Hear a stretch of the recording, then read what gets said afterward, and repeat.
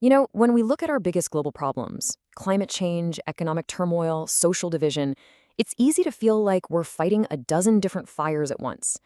But we're going to explore a really powerful idea today. What if they aren't separate problems at all? What if they're all just symptoms of one single deep flaw in how we see the world, right? Every time you look at the news, it feels like another crisis, another emergency. But what if all that smoke is coming from the very same fire? That's really the question we're digging into here. Are all of our systems failing because the fundamental thinking that built them is just broken? And this isn't some fringe idea either. This crisis is shaking our intellectual foundations to the absolute core. I mean, think about it. Even huge established theories like Marxism are now being seriously re-examined through an ecological lens. That just goes to show you that no part of our worldview is safe from this massive shift in thinking. This idea of interconnectedness is starting to show up everywhere, even in places you might not expect. As Pope Francis put it so powerfully, you just can't look at the world's problems in isolation anymore. Because the fundamental truth is, everything is connected. And really getting that, is the key to the whole new understanding we desperately need. So, what is the real root of the problem? Well, physicist and systems theorist Fritjof Capra nails it down. He says it's not a crisis of policy or politics or even technology. It's something much, much deeper than that. It's a crisis of perception. And this is the heart of it all. The crisis of perception is this incredibly dangerous mismatch between how we think the world works and how it actually works. We're trying to solve these complex, tangled 21st century problems using a mental map that was drawn up back in the 17th century. It's like trying to fix a supercomputer with a wrench. It's just not going to work. So, to really understand where we need to go, we first have to get a handle on the mindset we're all stuck in. Let's break down this old mechanistic worldview, the one that has shaped pretty much everything in our modern world for centuries. This slide really lays it out perfectly, the two competing visions of reality. On the left, you've got the world as a giant machine. It's just a collection of separate parts that you can take apart, measure, and put back together. It's a world of things. But on the right, you have the world as a living network. And in that view, what really matters isn't the parts themselves, but the web of relationships and the patterns that connect them. It's a world of connections. Now, the main tool for this whole world as a machine idea is something called reductionism. And the idea seems logical, right? If you want to understand something complicated, you just break it down into its smallest, simplest pieces. And look, this way of thinking gave us incredible scientific breakthroughs. But it also created huge blind spots. Because what happens when the most important qualities of something disappear when you take it apart? And believe me, this isn't just some abstract theory. This thinking shapes our reality every single day. In medicine, we often treat the body like a car to be fixed, sometimes ignoring the mind and the spirit, the whole person.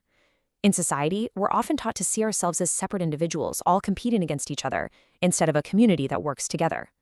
Nature, it becomes just a warehouse of resources for us to use up. And the economy is driven by this one single-minded obsession, unlimited linear growth. Okay, so if that's the old way of thinking, what's the alternative?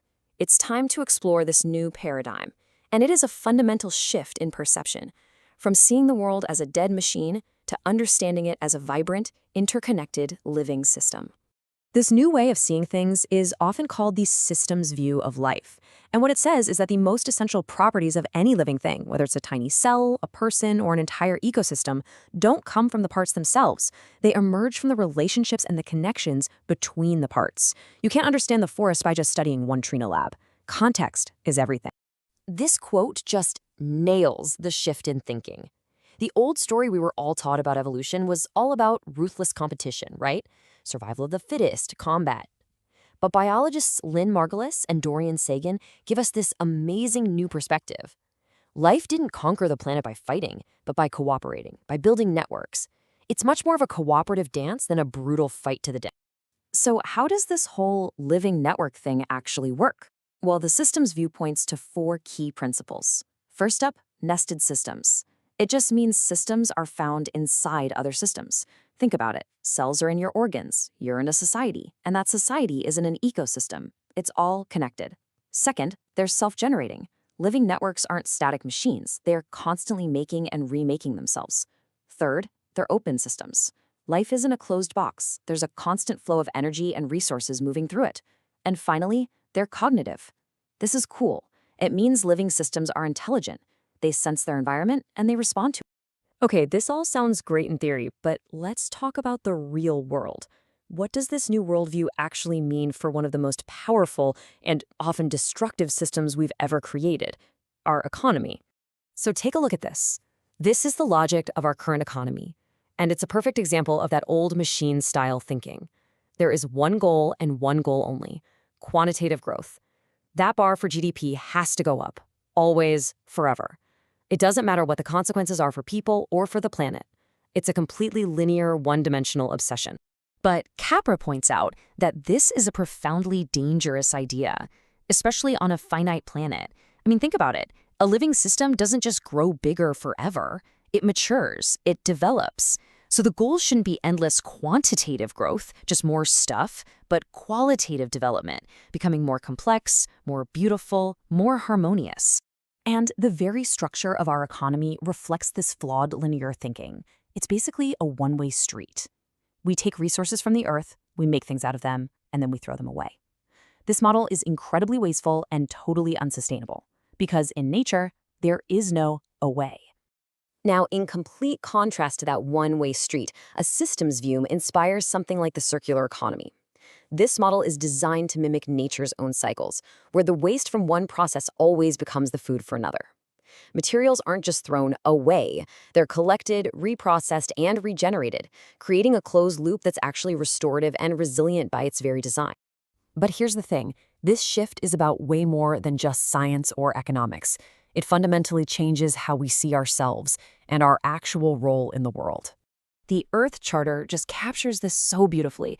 It totally reframes our identity. We aren't the masters of nature, and we aren't just a bunch of individuals competing for stuff. We are all members of a shared home, the oikos, or the Earth household. And once you see it that way, it creates a deep ethical responsibility to act for the good of the entire community of life. So let me leave you with this question.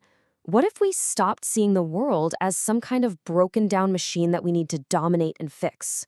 And what if we started seeing it as a living, intelligent system that we are an active part of? What changes for you then? Because it's more than just a new policy or a new technology. It's a whole new relationship with the world around us, a new way of being. And that, well, that changes everything.